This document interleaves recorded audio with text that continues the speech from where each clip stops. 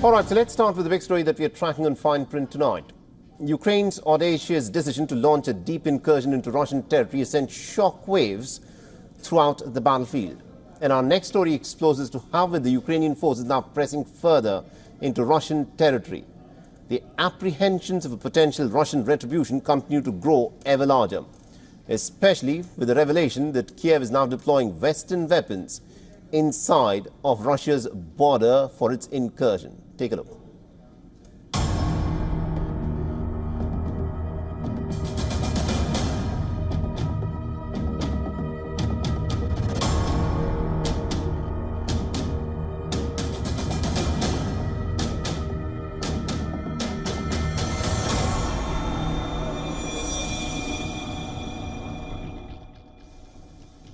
Backed by Western weaponry, Ukraine's bold, stunning attack inside Russian territory has undeniably altered the dynamics of the Russia-Ukraine conflict.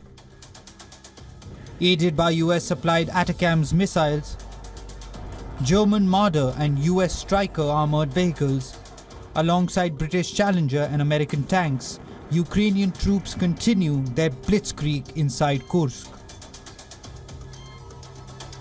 Yet, Britain's long-range Storm Shadow missile remains out of reach due to restrictions imposed by the UK. Ukrainian president is boasting that his troops are advancing deeper into Russian territory and claims of capturing the Russian towns of Sudza. With intense fighting continuing, Russia has declared a state of emergency in Belgorod. The region borders with Kursk, where the Ukrainian incursion began last Tuesday. Our advance in the Kursk region is going well today. We are reaching our strategic goal. We have significantly increased the exchange fund for our country. Ukraine's intelligence service announced the capture of 100 Russian soldiers during the ongoing incursion in the Kursk region, marking the largest single capture of enemy troops in this conflict. Ukrainian forces have also launched multiple attacks using long-range drones targeting Russian air bases. The aim is to clear the throttled Russian jets, which have been at the forefront of Moscow's attack. So for them to make such an inroad into Russia is an incredible morale boost after the failure of last year's counteroffensive, and a deeply humiliating action for Vladimir Putin and the Russian military.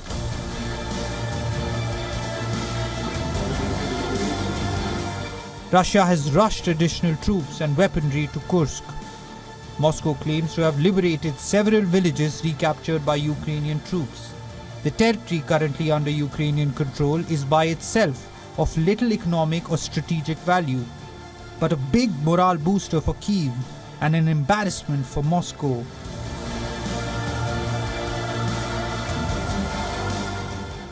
It's not clear what the goals are of Ukraine in this, but Ukrainian President Volodymyr Zelensky has said that it shows that Ukraine can take on its much larger foe, Russia. He said that Russia started the war by invading Ukraine, and now Ukraine is taking the war to Russia on its own land. While Ukraine's daring move has undoubtedly shifted the momentum in its favor, it is not without risks. The extension of the front line and commitment of valuable troops could potentially strain Ukraine's already stretched resources. Bureau Report, WION World is One.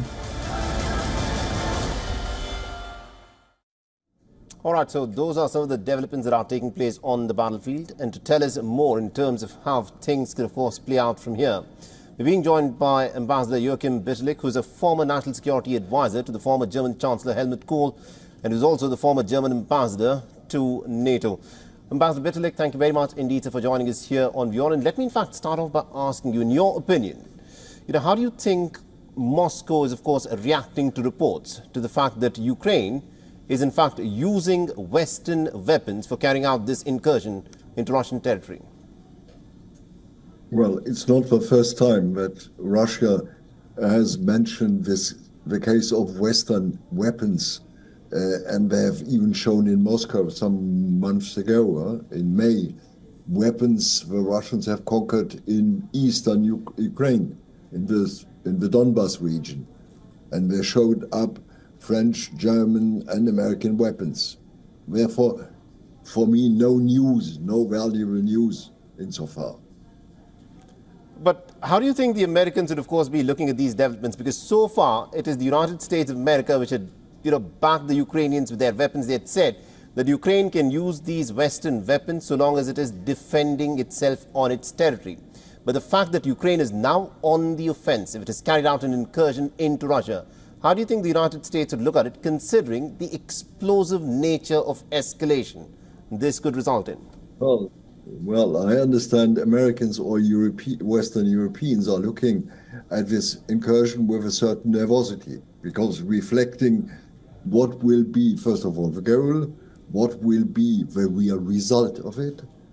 Will this help the Ukrainians really to get a certain money of exchange with regard to their own occupied territories in the east against Russia? Or isn't this, let's say, as your colleague mentioned, a certain humiliation, a certain offense against Putin, underlining his own weakness in this fight and trying, let's say, to push him to through negotiations? And therefore, I understand Western nervosity on this, because the question is really, what will the Ukrainians, what they want to reach? Second, what will they reach at the end? Because the Russian forces have to be reoriented and they have to build up a certain defense, because the Ukrainians did not meet a real defensive forces in the southern Kursk region, because the Russians did not expect any attack there. They were even preparing own attacks, own counterattacks from this region.